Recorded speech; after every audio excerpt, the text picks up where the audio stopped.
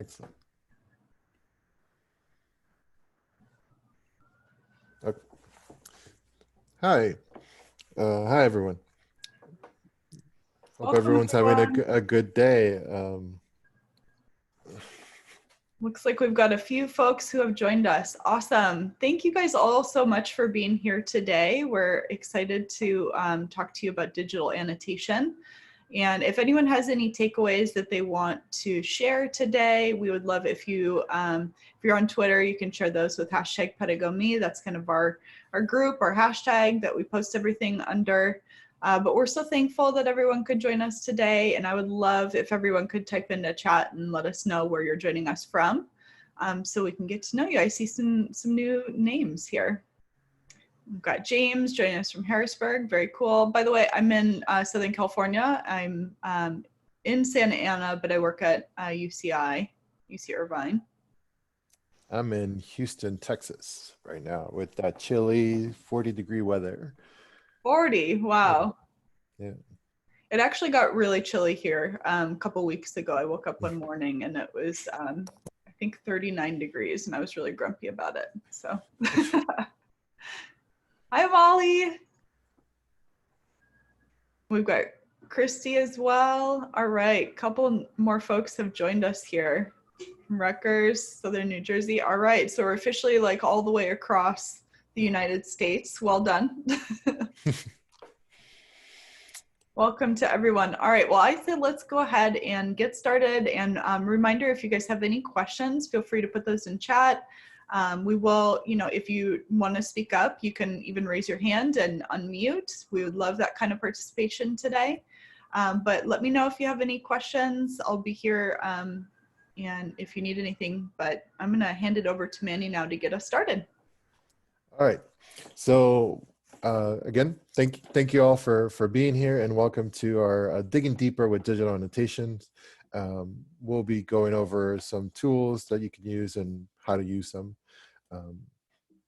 So a little bit about ourselves. I'm Manuel Fernandez. I work at the University of Houston downtown as a Blackboard trainer and support. And I'm also a graduate student at Texas Tech's instructional technology program. And with My me name is is LaDonna Minnis, and like I said, I'm at UCI, but I'm the Assistant Director of Instructional Design at a shop called Design Plus, and we're an instructional design shop that does full media production, and we service the whole of the Division of Continuing Education at UCI. all right. So first, we have a question for everyone in chat. If do you take notes when you read, and what is your favorite method of note taking?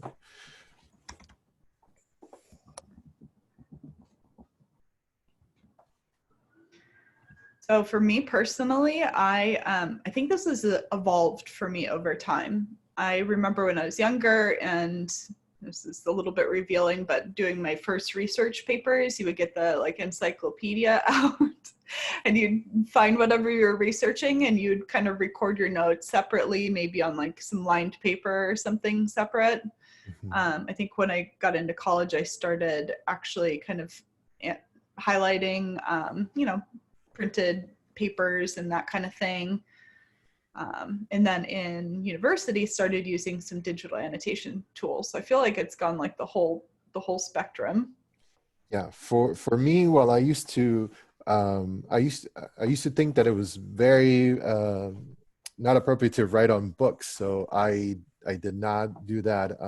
I did take lots of notes and outlines on a separate piece of paper. I did when I was in college, my bachelor's degree, I did highlight a lot, but I didn't actually write. So now that I'm in graduate school, I've been doing the annotation where I actually actively engage with the writing and the text, giving it an opinion reflection at the same time. Yes. And looks like we've got a couple new folks who just joined us. So we're kind of talking about where we take notes, how we take notes, if we take notes. And we've got a few people who have added their ideas here. Susan, writing the margins of papers, but not in books. Purple pen only. I love that rule. That I'm Yeah. only using purple. Molly, lots of notes that did or did not help me later when studying. I know I always wondered, like, am I going to actually read this later, or if it's just kind of in this moment helping me like recognize this as like an important piece. Um, Highlighter without any method. Yeah, Yes, I would love to learn more about highlighting methods for sure. I used to do that a lot when I would highlight entire paragraphs and then be like, oh, why did I do this? Yeah. I all right. Whole pages, Susan says. Yep. Yes, you've got like more or less actually unhighlighted than you have highlighted. Done that before. All right. All right. So now that we have a couple of good sharing stories, let's go to the next slide. Uh, so what is digital annotation? It's pretty self-explanatory. It is just an annotation, but it happens on a digital interface on the web or in a tool that you use on your computer. It is done by marking a page, adding commentary in the margins, or highlighting and saving that reference for later. But more abstractly, annotations are a means of making notes, a reminder, a definition, a question mark, an exclamation, expressing your opinion or reflecting on what the author is doing or saying in the text, and also a conversation. So once you have the digital aspect and the ability to connect with other people, not only are you having a conversation with the author, but you're having a conversation with other students or readers, as well as having a conversation with your past self. Like it could very well, you come back to review annotations and then you start asking yourself, what was I thinking here? Like, was I right? Was I on the money? Um, it has we could see this coming since we had your Word document comments. Now then Google Documents, iBooks has their own highlight and make a note version, but it's very solitary. And now we have full-fledged digital annotations with hypothesis and perusal. And I love this kind of conceptual approach to digital annotation, because we might think about digital annotation as like, okay, that's just annotation with a layer of technology over it. But really it's getting to the core of what annotation can be, because a note maybe is more about your individual kind of thoughts and ideas, and maybe it's a reminder of what you wanted to kind of come back to, or like, oh my gosh, this part is really surprising. I need to kind of think about that or return to that. But then it evolves into this expression where then you're kind of layering on additional ideas and concepts and kind of beginning to formulate your own reflections on it. And then it can also become the conversation and then the social piece. And it kind of has these layered and multifaceted kind of realities that I think is really cool. Yeah. Welcome, And Susanna. hi, Susanna. And with some of the tools that we can, so one of the tools that we'll talk about, you can have private notes and also public facing notes, and same with hypotheses. But moving to the next slide. Okay, so what are the benefits of digital annotation? Well, the first one is that you're having your students writing and researching a lot more than if the assigned reading is just unstructured, or if the assigned reading is left to their own time. When they're writing, when they make the annotations, they're all, it encourages them to engage with the text actively and ask questions, look at definitions for the terms, give longer opinions that if they were just doing this work by themselves. It also encourages social learning, since since various tools allow for the connection between various users. You also have the ability to engage with other people as you're reading. A fun fact is when I was using Hypothesis last summer, I ran into a New Horizons paper and I saw a comment from Pedago asking if this group was still active, and they replied and said me, yeah, we're still active, we're available, here's an invitation to join. So there is a social learning and a social aspect to this annotations. Wait, Manny, you found Pedagogy through an annotation? Is that what you just Yes, said? it I did was not know that. That is so super cool. Okay, it, that's very it meta for yeah, today's experience. That's so neat. Thank you that for sharing that. so that brings me to the accountability part, because the tools that we'll be talking about have the ability to notify students or the reader when somebody replies to other people. So it's not like you're throwing a question to the text and nobody's going to respond, or if they do, you'll never hear about it. You actually will get an email notification and some of these tools that let you know, hey, somebody actually engaged with you, either responded or elaborated to what you're talking about. Other aspects of the tools, Perusal, for example, will give you notifications um, when you have to finish completing your assignment. So if this is a class participation assignment or accountability, it lets them know that there's work to be done and they have to continue. Um, and lastly, it offers different levels of participation. You can be kind of going through the annotations and engaging with other students or other readers and just converse with them. You can converse with the text as well, just giving your opinion and your thoughts and reflections. You can be kind of the media curator where you find relevant YouTube videos, relevant images that really exemplify what the author might be talking about. You'll find like a painting, a historical event, dramatization, and also you can become kind of like a digital detective by doing a fine tooth comb through all the words, the phrases, the way that the writer writes and what they use. You can kind of elucidate what they're trying to get at. Yeah, you can kind of find like threads of information, and that's really neat. I think you said something a little bit ago that kind of stuck with me, talking about how you might add an annotation to a text or something in a public realm, and it kind of lives there, and someone might come across it even if time has passed.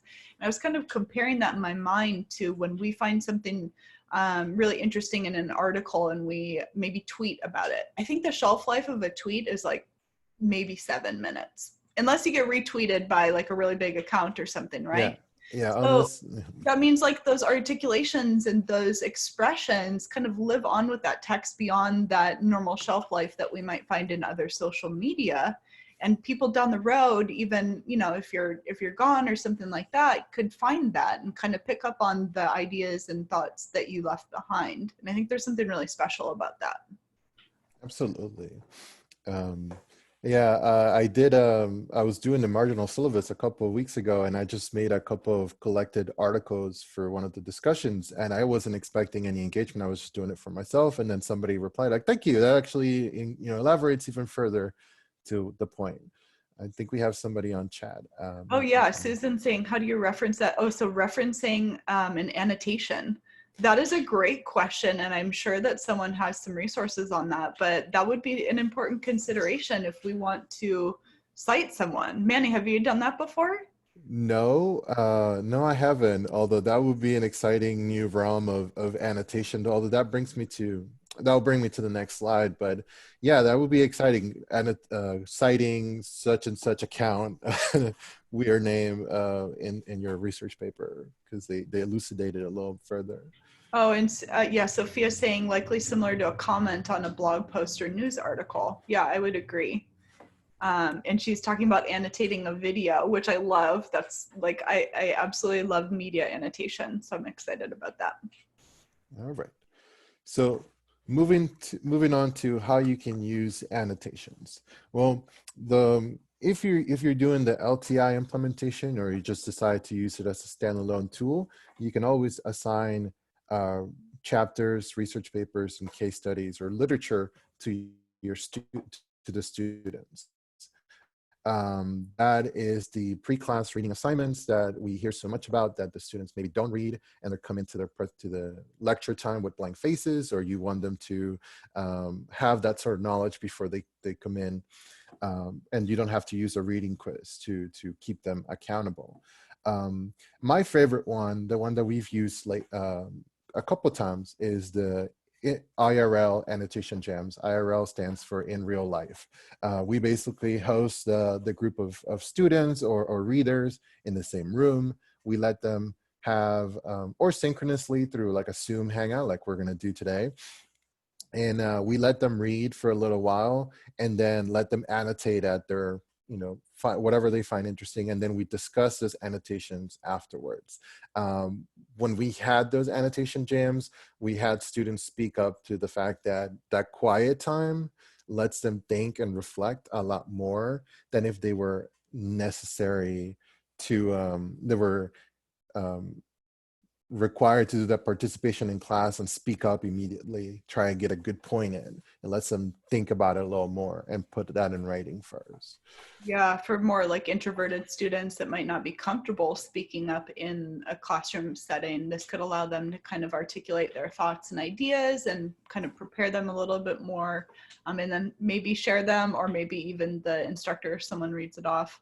And Dagmar's sharing that his students from freshmen to graduate students love this. That's really good to know. I think I experienced it, in one of my courses in my master's program, but I would have loved something like this in my undergrad, I think. Yeah. Another option or another way to use them is if you want to perhaps not use Turnitin, you can do uploads to Peruso or some other annotation tool and let the students kind of review each other without having to do the peer revision assignments that other tools would require you to do. As for how students might approach the annotation process, I was reading about this to try and put it into into better words. I found that even from the Middle Ages, the common way that annotations were used was scholia, which is commentary from a scholar, like adding their elucidations to the text. Rubrication, which is actually like highlighting words in a different ink color. And this is the equivalent of our highlights nowadays, or what you would do if you were just highlighting on hypothesis or in Peruso. And lastly, gloss, which is where glossary comes from, where the scholar is defining words on the margins and making it easier for someone that comes back to that document to understand what they're referring to. Oh, I just got the gloss part of it. So they're kind of Yes. like help glossing or smooth things. That Yeah. just connected for me. Yeah. Cool. Yeah, that's where glossary, so the students can also create their own sort of glossary, like a Wait, is that where collective. glossary comes from? Is that where the Probably. word glossary comes? Okay, sorry, I'm Okay. rabbit holing, but I Yeah. have some research to do after this. Yeah, Okay. so they can create their own glossary of terms in interconnected research, like literature or research papers, and find all of them, how they connect with each other, or how they're used throughout the different papers. Last one, not the last one, but one of the other options that we have is the book club model, which I've used in a personal way with other people on the internet. But you can have faculty and staff read the same literature or documents and participate, and just do it for development, for professional development purposes. And lastly, interdisciplinary collaboration, where you can have professors from multiple departments come in and annotate the same document for future classes. If you're doing a collaboration class between computer science and journalism, or you're doing philosophy collaboration with the biomedical department, you can have them kind of engage and pose ethical questions at the same time that a science student is reading terms and reading research papers as well. Get them So thinking. having different like interdisciplinary conversations, maybe from two different courses or classes in one text, and then they could kind of see what, people in other fields are thinking about it. I love that. There was Um, also Sorry, we'll definitely share these slides on the Pedagogy website when the event yes. is complete. Thank you. There was also a research paper that I read about a professor that did a Victorian literature class, but it was based around medical literature of the time, and they had the class was half and half literature students and half medical students. So you have that interdisciplinary collaboration where the students in the medical field are explaining what the symptoms of consumption might mean, and the literature students are engaging with the way that it's written and phrased and so on. And we wanted to give a quick shout out to, like, one of our favorite examples for all this is the marginal syllabus, which has been ongoing for a long time. And it's just one of the, if you want to look at a great example of how this is used asynchronously, engage faculty and staff all throughout the institutions. And this would be like a good way to get a sense of how it's used. All right. So now we have another question. So what skills do you think digital annotation helps build, and what else could digital annotation be used for?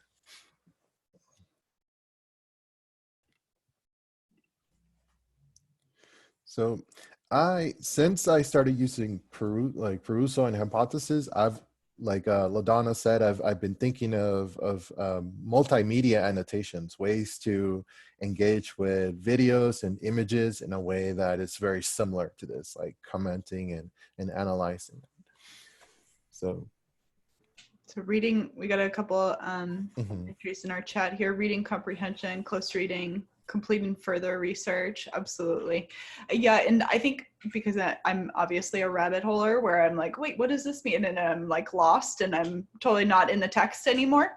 That would be a great way for me to identify things that I want to look into later, and I don't feel like I have to do them now before I forget.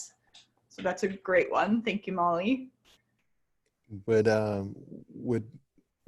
completing further research, I've been using it a lot for my graduate class. I've been marking further resources as a way to come back to that bookmark, basically. Also, a way to structure my arguments for the papers that I'm going to write. Like, I can start engaging with what I would say based on this quote or paragraph, and then come back to it. And I already have half my paper done because I have been organizing it using tags and also elaborating in the active process of research. Breadcrumbs, yes. I find myself jumping from one place to another. I find hyperlinks to other resources and references as well.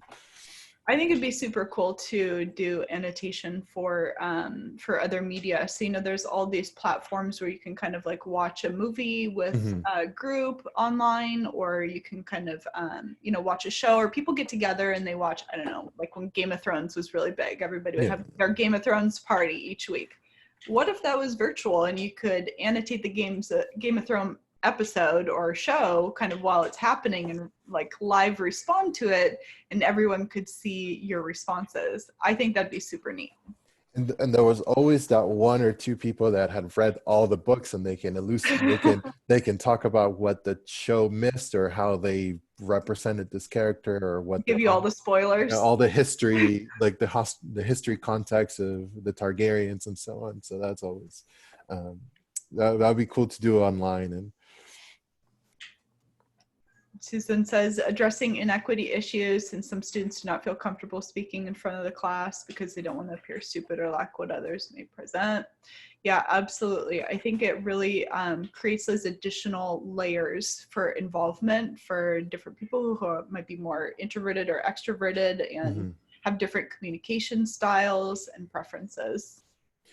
That is definitely one of the things that we had on our in real life annotation jams. A student especially mentioned that they were more comfortable with the process of writing the annotations and then saying them out loud than if they were being forced to think on the spot. And also it gave them time to reflect as well. Yes, learning to speak and write respectfully amongst differing views. Absolutely. Yeah, because these are live and they're public, or though you can create groups. And that means that you can't just be rude to an argument and disagree, because somebody might come back and read that and engage with that. So it gives that sense of etiquette that we try to encourage in discussion boards and so on. Awesome. And James shared a link if you want to learn more about close reading as well. All right. Thank you, James. So we have another one from Christy. I use hypothesis in a fully online class and my students interact in a couple of different ways. We definitely promoted the most community building. Mm. That's another thing. It helps build communities because the students now get to engage with each other, even when they're just reading a document. You're talking and you're saying good point, and Perusal will have some example. We'll have some examples in Perusal that you'll be able to see in real time. So some of the tools that we have that we looked at and we could recommend are Hypothesis, which is it has an LMS component. It also lets you install an extension to your browser, and then it follows you wherever you go. So if you're writing, if you're annotating, whether it's a newspaper article or you're annotating a PDF that the professor has provided to the entire class, you're able to do that with Hypothesis as well. Perusal as an annotation tool is a digital e-reader. It also kind of works as a document repository for your class. It lets you curate the content and makes it more, you take an active step of curating and providing the students with the material that they want to read for the class. Other options are Google Documents, which is, it emphasizes collaboration. So there's also the ability to do live editing as well as commenting, and it gives you those notifications on the students, and they can be marked as resolved or elaborate further. Another one I didn't get to, I remembered was MIT also has something called the Annotation Studio, which is an alternative to Perusal. But can you think of any other tools that you could use for digital annotation activities, or that come to mind? So someone mentioned Mendeley earlier, and I haven't used that. I remember hearing about that, and I think it was like a collaborative research tool, but I'm not sure if they have kind of shared annotation or not, if anybody knows more about that tool.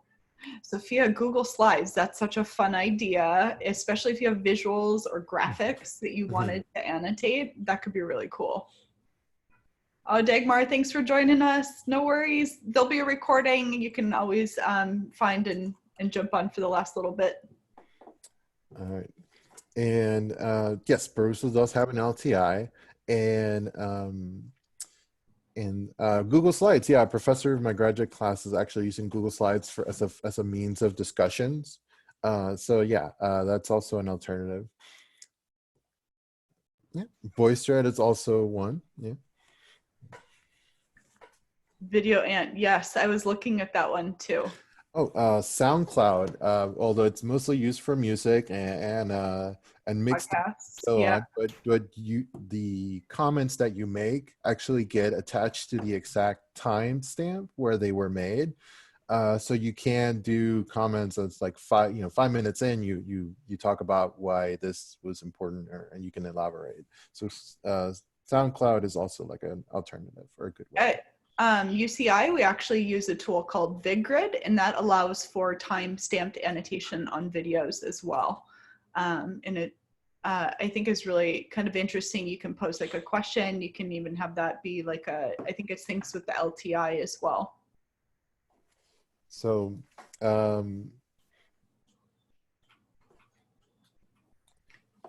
Susan, that's a good question. Yes, Hypothesis and Perusal have BPads, and they do have functionality for screen readers, and they have shortcuts that the students can use to move through the Perusal, for example, has shortcuts, so they can move through the document, open threads, and so on.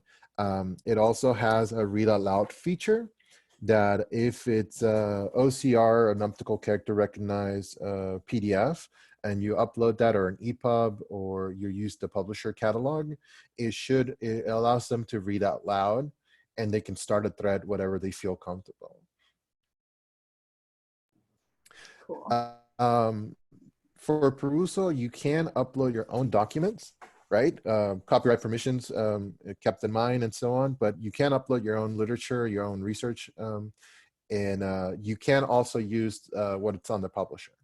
So if the book has a digital version and the publisher sells it through the Perusal catalog, then you can assign it. So I'm actually using that for an anatomy and physiology class.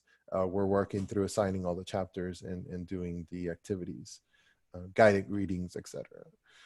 Great questions from Sophia about kind of aligning these activities with learning outcomes and assessment. So I think, why don't we, I think if we're ready to jump into the demo, we can kind of look like Yes. at how it looks on the back end and get some hands-on experience and imagine how it might connect. So absolutely. So we have a demo annotation jam for that we put together. If you go to perusal.com and enter the class code, you'll be able to look at one of the assignments, although I have a variety of resources available. So you can kind of like get a sense of what that looks like. So I'm going to switch to Perusal. And this is kind of what it looks like in the home area. And if this is the first time that you're joining into Perusal and you join the class, you can get a tour of how the activity functions. Now you'll be joining as a student. It's very easy to create a class on your own. You can always just go to the Perusal symbol. It'll take you to the overview area and you can click on create class, put your institution information, or use your other, like another account, like with a at edu email, and it'll make it possible for you to create and connect to your institution as well. So I think one of the first things that I actually noticed about Perusal, because I'm not as familiar, I've used Hypothesis more, is Hypothesis is like a layer over the live active internet, versus Perusal is more of a document repository where you're curating and uploading the documents and information. So that's kind of the biggest functional difference that I saw because I'm very new to Perusal. So Manny's the expert here, and I'll let him show us around and try and keep my mouth shut. That's yes, it is. I treat it as a book repository or like another page where the students have to go and do their activities. So you can upload PDFs, PowerPoint slides, EPUBs, etc. As we mentioned, if you go through their catalog, you can try and find textbooks that your university might be using or your instructor might be interested in doing. I found an EPUB version of The Great Gatsby, for example, and I found like a study guide as a PDF that the students might have to go over. You can create folders and structure the course in the Perusal area to the point where the students don't necessarily have to see everything that's available for the class. If you have stuff that's for yourself as a reference, you can hide certain things. So if once you go through the assignment, I encourage you to just play around and look at the textbooks and the different things that we have here. But we have something in the assignments tabs, which is the Fall and Rise of Reading, an article. So we have an article there from the Chronicle of Higher Education that I just kind of grab as a PDF and then upload it. So when you do assignments, they can be worth a grade, or you can make them optional as well. And you can also make them anonymous. So if there's even a conversation that needs to be done privately, you can do an anonymous comments for your students. Although as the instructor or as the faculty, nothing's ever anonymous for them. So if you click here, if you click on open, you'll see that it takes you to the PDF of the article. You'll see people that are already in the area. So if you join at the right time, it's never like a lonely experience. You actually get to see who's actually reading this at the same time that you are. I like that context for the annotation jam. I think I'd feel even more energized by seeing that other people are there in the document, kind of engaging. Absolutely. And then the only function between an instructor is that the instructor's highlights are blue versus students who are yellow.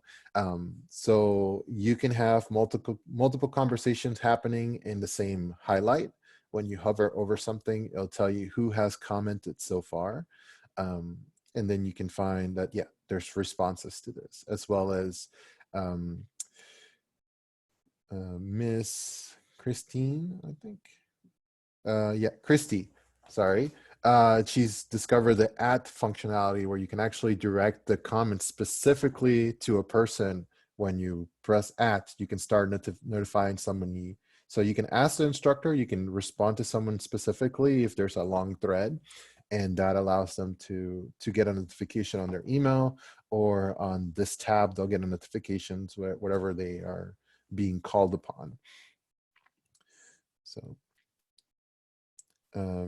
so you can also do image annotations. So if you switch to the annotate figure icon, which looks like a placeholder image text, you can click on that and then just either drop a pin or click and drag, and then leave a comment. So why the My art education brain loves this part, because if you're kind of doing critical analysis of a painting or an image and having a discussion or doing a critique even for an art Mhm. class, there's huge potential for that. So if you word your question, if you word your sentence as a question, it normally will automatically activate the "this is a question" tag, especially if you're the instructor. So when somebody responds to this, they'll get some extra points, or you can modify that in the settings area. Also, if somebody responds to this, you can tag an upvote. It's like, "this was helpful," and either if the instructor upvotes it, then I'll say, "this was helpful by the instructor." If it's by other classmates, they'll say, "this was helpful because other students found it so." So that's another way to tell if the students are getting the concepts, or if you have one student that's doing a lot of the heavy lifting, you might want to encourage them to um, participate, but do another thing, you know. So you have ways to navigate here where you can look at all the conversations and comments and just go through.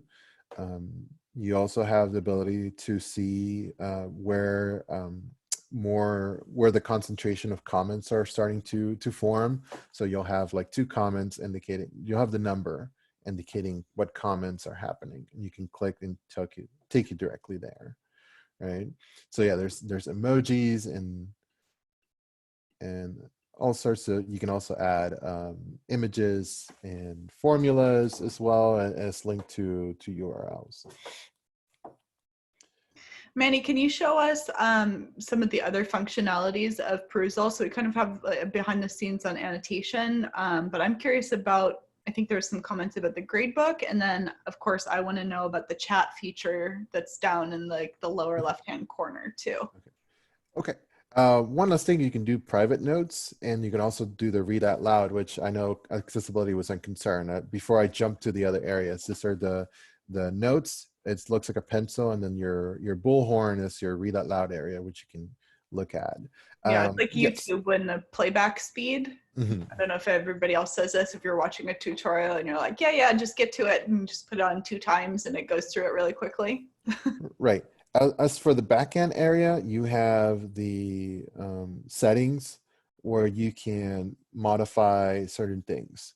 I mean, it shows the institution. You can modify the welcome message, so you can explain to the students what you are hoping to get out of this when they first join to the perusal area.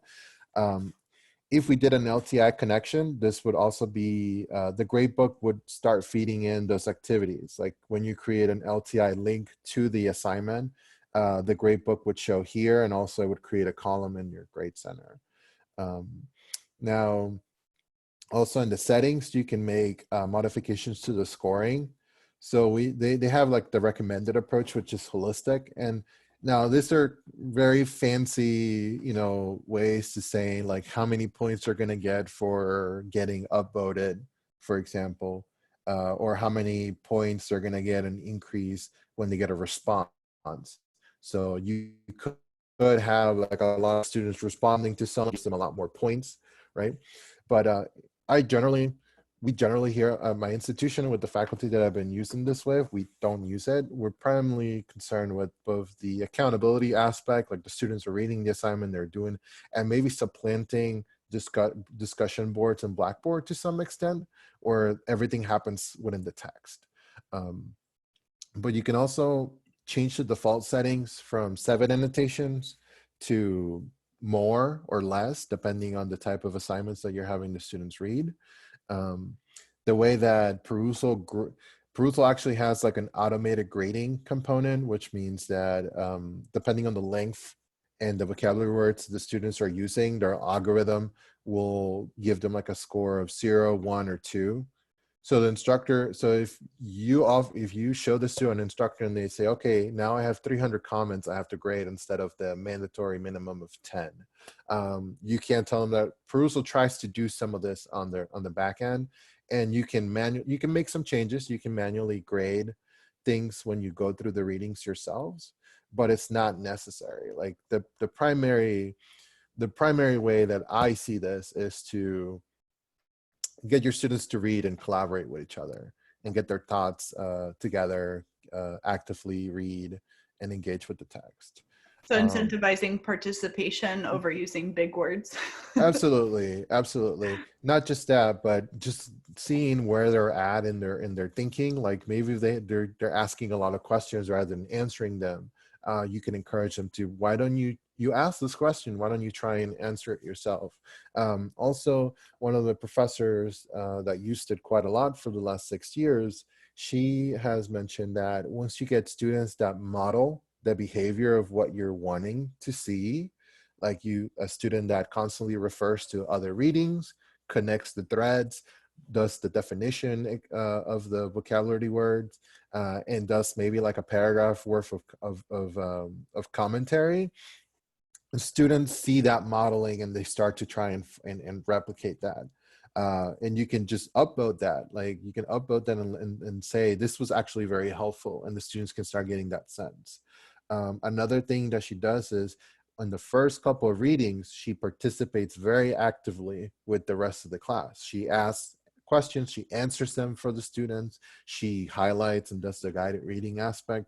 And then it comes a point when she starts to back off and let the readings take their own place with the students by themselves. So they already take the wheels off the bicycle, right? And let them do it on their own. So you have notifications, as I mentioned, it connects to, it lets you know that you have somebody calling by your name.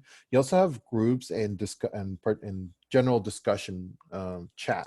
So it's like a chatting component where you can add conversations, more specifically the one-on-one, where you can message someone privately. Although you can turn this off, and you can turn off the private conversation. You can just say hello, and then somebody will reply back, and you can have like an active back and forth, like a iMessage.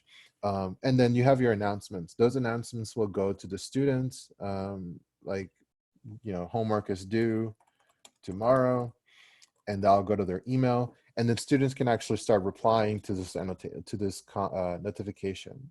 A little more engaging than the announcements that we get from Blackboard, where it's like, hey, your stuff is due, or this just opened and nobody can ask where or why, and so on.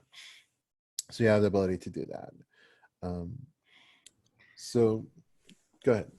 Oh, I was just going to say, in the interest of time here, because I do want to save time for questions, does anyone have anything within Perusal, like the features that you're kind of wondering about that Manny might be able to show us real quick before we move forward? And there were a couple comments here. Susan said she noticed in the user agreement that Perusal might ask certain students who have very good examples to allow Perusal to use those examples in other courses. And that is very interesting. And then, as Sophia pointed out, it's really good that they ask. Yeah. And that's just not just kind of buried in there, that they have the right to use that. So that is super cool and a good find. Yes. I have a question, if you're okay with me jumping in, Sophia here. I'm curious if within Perusal, if you're enrolled in one course as a student, can you be enrolled in another course as an instructor? Yes, you can actually. We could create a group. We could create a new course as a standalone and invite you with your email address that you have an account with, or that you just create, and you would have the role of an instructor. If we do an LTI implementation, you could have a group where you're a student in another institution or another like a faculty development area. But if you are asked to be involved as a teacher in another class and they have an LTI component, when you pass as an instructor, they put you in the instructor role rather than a student role. Okay. And then I don't know if you covered this at the beginning, I was a few minutes late, but, and this isn't a feature as much as just, do you know if it's funded a certain way? I haven't had a chance to look at that. So as far as I've read and see on their website, when you use the perusal catalog to request publisher textbooks, they get a small cut of the publisher textbooks. But there is, as far as I've used it both from a personal perspective in my book club or with the classes that I use perusal with in our LTI implementation, there is no cost to the student if you're using curated material. And one of the examples that I have in the documents area, if you exit the reading assignment, you'll have OER textbooks from OpenStax that cover statistics, psychology, history, whatever if you find an OER textbook, or you find materials that are PDF'd, then you can upload that and this is why I emphasize the curated approach, because you can create a list of documents that don't require you to pay and that sort of thing. Now, the book club will ask you to buy a book. That's it's funny how they have it flipped. Like, I would be okay with creating a book club and then paying for a class than I would be then just having to do a book club and paying for that one. But yeah, the book club does require that you have like a book from the catalog assigned. Now, the way that if you are an instructor and you ask from a publisher catalog, they normally don't. Well, I specified that I was an administrator, and our institution has a different email address for students. So for us, it would be gator.uhc.edu. So I don't think students can become an instructor in like a different class and then ask for publisher textbooks, although those don't have like answers to quizzes or anything like that. It's just a textbook. Right. Thank you. I'm so sorry, I have to jump off. Thank you for the webinar. Thank you for joining. Bye, Sophia. See you online. Bye. And yes, Susan, yeah, there is a way to request those books directly. I don't think it's directly from the publisher. What I have encountered, we had Dr. Cheryl, who was joining in on chat a little while ago. She wanted to use a different book, and unfortunately the publisher doesn't have it as a digital version, so they said no. But Perusal will try to contact the publisher and say, hey, we have a request for this book. Do you have an alternative in a digital format? If they say yes, they'll make it available. If they say no, then we went with the curated approach where we find literature that the students would find relevant to their class. Any other questions about functionality while we're kind of still in the demo mode before we flip back to the slides? So just a quick thing, if I may, once you have a lot of comments in the assignment, you can, you can go and look at analytics. Now, we don't have a graded component here, but you can look at like grade distribution, so you can see who is on the level 3 score and on the level 2 score. You can also look at the heat map, so you can see where your students, at what time they're logging in and participating. You can look at the page view report, see where the activity is happening, and student activity. Like, you can see how much time they've read and annotated and who gave comment upvotes, etc.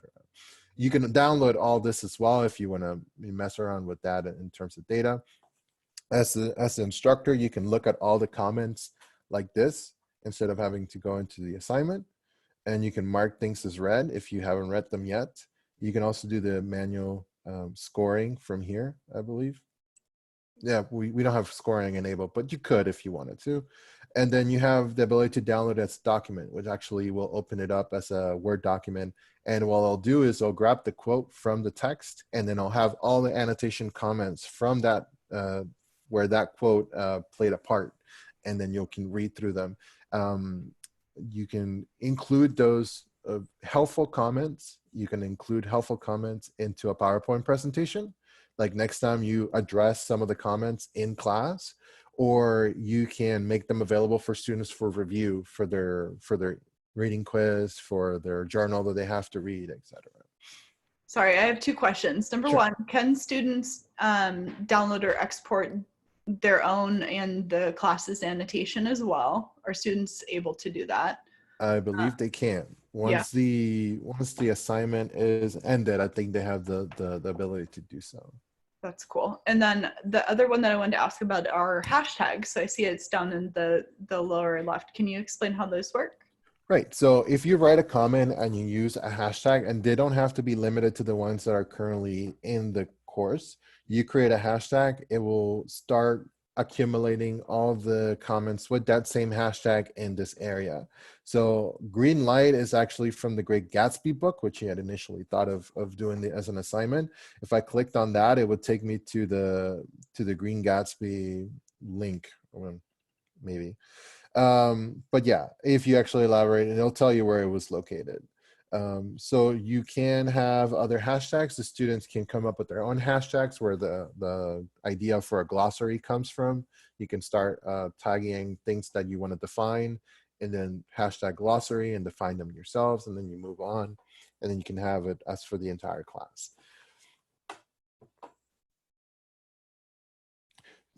You can go ahead and let me go to the course home. When you are in the documents tabs and you choose add, you can grab materials from another course. And then also, since you're the instructor, you can also choose to bring the instructor comments from the old course. So if the instructor does the guided reading approach and they have a lot of work that they put into a single essay or article, they can bring that in without having, there might be some, removing you might have to do if they're specifically referring to like, great question, LaDonna, and LaDonna's no longer enrolled. But if you have like guided reading questions, and then you can bring those in using the last option, which is materials from another course and copy instructor comments. So each quarter you would create a new course in Perusall to kind of use that, or is there a way to kind of like reset like the data that's in a course, or does it kind of permanently live within that one?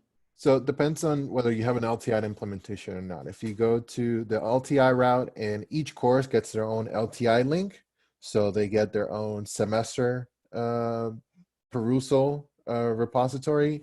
And once you go into the Perusall area and you go to add, you add from another course. Since you're still enrolled in like 2019 or a 2018 class, you can bring that in, because the documents can reside primarily in Perusall.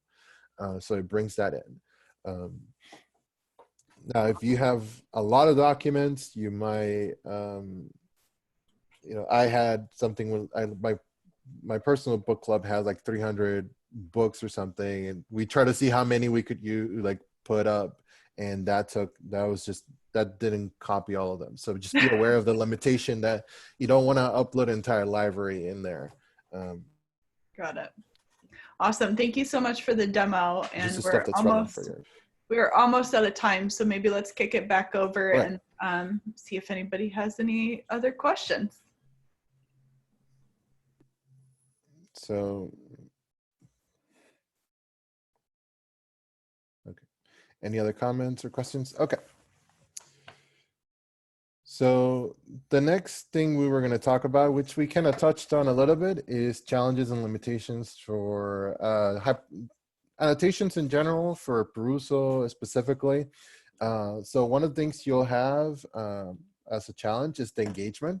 So getting the students to engage actively with the reading can become an issue. you want to model that behavior. You want to encourage them or tell them like you are looking for that sort of activity when you first get them to read a document. Also, the type of comment that you allow them to post. Emojis are great.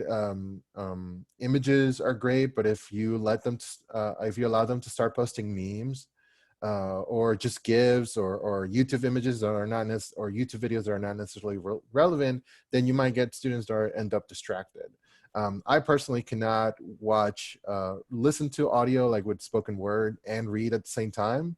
So like a instrumental song would be great. If your students start posting like, metal music, then that's going to become a problem for some people. Deployment. Now, varying on your institution, you might have different workflow or approach to doing the LTI installation or request. So that's something to keep in mind.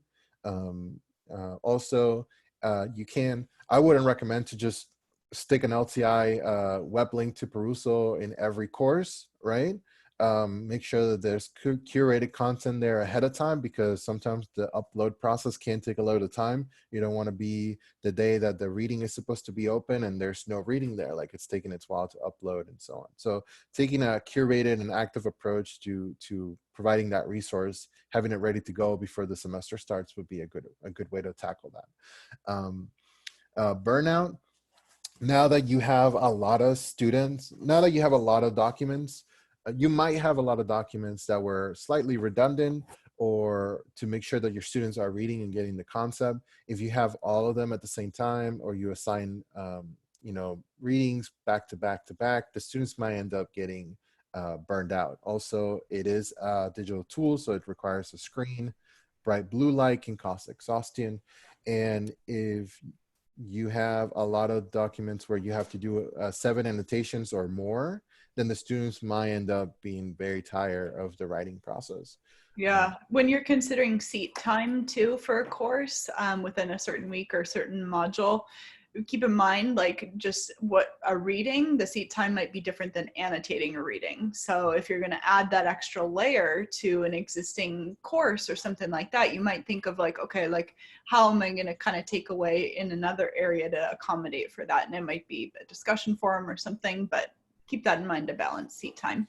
And there's also the students, if a student gets in late to an annotated document, they might feel discouraged that there's nothing to annotate. There is ways to turn off all the annotations from everybody, but keep that in mind. Also, the length of the document. Too long a document or too short might leave them with nothing to annotate, or too big of a challenge to get done through in the 3 days that you might assign it to them, or depending on the turnaround, like give them a week or something. And lastly, accessibility. While they have Perusal and Hypothesis both have BPATs, they're both looking to the future with make sure that annotations are accessible. We have to be aware that not everybody can. Some people are visually impaired. Dyslexia can become an issue. Students with motor impairments. You have to keep that in mind if you're using a technology tool. So there is shortcuts available in Perusal, for example. There's also the read out loud feature for a student with visual impairment. And it does have a dyslexic font that you can activate, but I think that applies primarily to publisher textbooks, although I might inquire about that a little more. Also, it is a visual modality. So if you have somebody with a visual impairment, you might want to work something out that requires an engaging conversation in audio form, or, in Braille for them to read. Yeah, I think it's just a good and make them available for them. Good best practice to always have accommodations in mind with anything that we're asking students to do. Like, be prepared with accommodations. So you're not like, okay, how do I accommodate this student? And the term's already started and you have to be frantic about it. Be intentional about how you might accommodate an annotation assignment. So it looks like we're out of time, but does anyone have any last questions before we end our little virtual campfire here today? We'll just give it a moment. And thank you guys all so much for joining us on this lovely Friday, and I hope that you have Monday off and it's a 3-day weekend for you. And thank you guys again for participating. We really appreciate it. We'll be hosting these slides on the Pedagogy website as well. And if you guys do have any questions, you can always post those in our Pedagogy Slack channel. We're all in there. If you're not already in our Slack channel, go to pedago.me/join-us, join-us, and you'll be able to submit an application to join. Thanks all. Have a great day. Thank you, everyone. Thank you.